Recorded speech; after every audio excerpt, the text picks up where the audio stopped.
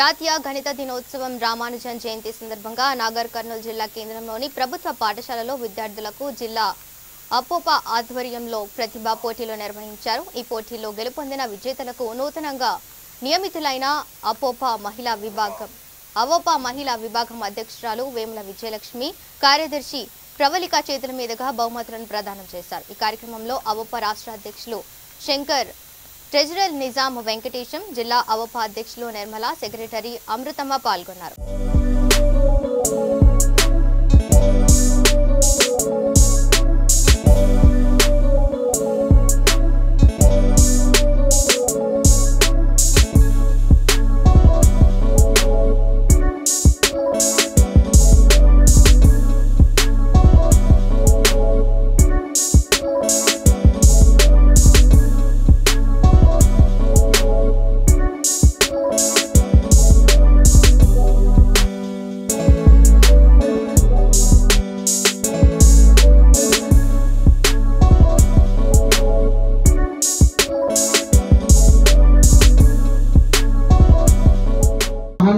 లాగా కావాలంటే మీరు చాలా రోజు ఒక 6 గంటల సేపు మీ యొక్క సమయాన్ని చదువుకు వినియోగించాలి।